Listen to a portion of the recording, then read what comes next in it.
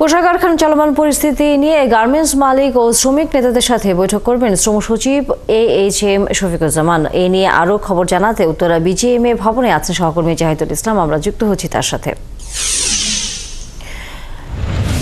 জাহিদ, বৈঠকে কোন কোন বিষয় নিয়ে আলোচনা হতে পারে, সেই বিষয়ে কি খবর আছে আপনার কাছে?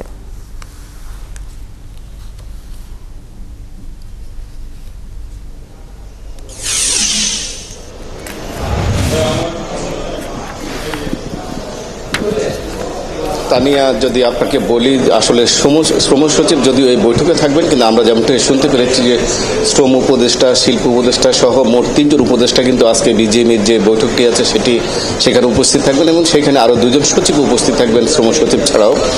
আর থাকছেন আইন শৃঙ্খলা রক্ষাকারী বাহিনীর সদস্যরা এবং শ্রমিক প্রতিনিধিরা, এছাড়া গার্মেন্টস মালিকরা তো থাকছেনই। বিশেষ করে এখানে যে আলোচনাটি হবে সেটি হচ্ছে যে গেল প্রায় কয়েকদিন ধরেই আশুলিয়া কেন্দ্রিক যে পোশাক কারখানাগুলো আছে সেখানে কিন্তু শ্রম অসন্তোষ চলছে। এই শ্রম অসন্তোষ বন্ধের জন্য BGMAর পক্ষ থেকে বেশ কয়েকবার উদ্যোগ নেওয়া হয়েছে, কিন্তু কোনো অবস্থাতেই সেই শ্রম অসন্তোষ থামছে না।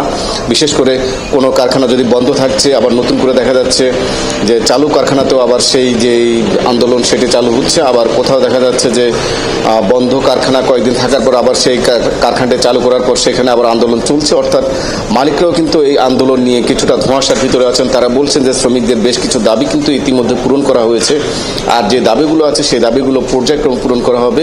তো সেই বিষয়ে আসলে শ্রমিকরা কেন তাদের যে আন্দোলন থেকে সরছে না, এবং তাদের জন্য যে অনেকে বলছে যে বেতন যে বকেয়া ছিল বা আগস্ট মাসের যে বেতন সেটি পরিশোধ করা নিয়ে একটি জটিলতা দেখা দিয়েছে। বিশেষ করে কিছু গার্মেন্টস মালিক আত্মগোপনে আছেন, কেউ আবার আছেন আইন শৃঙ্খলা রক্ষাকারীর হেফাজতে, অথবা অনেকে গ্রেপ্তারও হয়েছেন, কারান্তরীণ রয়েছেন সেসব কারখানায়। বিশেষ করে শ্রম অসন্তোষ রয়েছে। আসলে সব কিছু মিলিয়ে যে শ্রমিকের যে আন্দোলন সেটি আসলে কিভাবে দমন করা যায় বা সেটি কিভাবে নিয়ন্ত্রণ আনা যায় এবং শ্রমিকদের দাবি কিভাবে পূরণ করা যায় সেটি জানার জন্য আসলে এখানে আজকে যে 3 জন উপদেষ্টা আসবেন এবং কয়েকজন সচিব থাকবেন এবং কারখানা মালিকরা থাকবেন এবং শ্রমিক সংগঠনগুলো থাকবেন।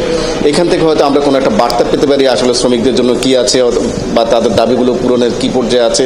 তবে গার্মেন্টস মালিকরা বলছেন যে আসলে দাবি আদায়ের জন্য কিন্তু যে কারখানা বন্ধ করা বা ভাঙচুর করা সেটি কিন্তু দাবি আদায়ের কিন্তু আসল কোনো পথ নয়। তারা বলছেন যে গার্মেন্টসও চালু থাকুক, অন্যদিকে শ্রমিকদের সাথে আলোচনাও চলুক, সব কিছু মিলিয়ে হয়তো একটু সময় নিয়ে শ্রমিকদের দাবিগুলো মানা হবে। গার্মেন্টস মালিকরা বলছেন যে ইতিমধ্যে অনেক কিন্তু ক্রেতা প্রতিষ্ঠান তাদের কাছে কিন্তু বাংলাদেশের যে গার্মেন্টসের যে পরিস্থিতি সেটা নিয়ে তারা কিন্তু উদ্বেগ জানিয়েছেন। তারা জানিয়েছেন যে শ্রমিক আন্দোলন এভাবে চলতে থাকলে তাদের যেই ক্রয়াদেশ সেটি হয়তো তারা কিছুটা কমিয়ে আনবেন, কারণ তারা বলছেন যে অনিশ্চয়তার ভিতরে কিন্তু তারা বাংলাদেশে পোশাক কারখানা যে ক্রয়াদেশ সেটি কিন্তু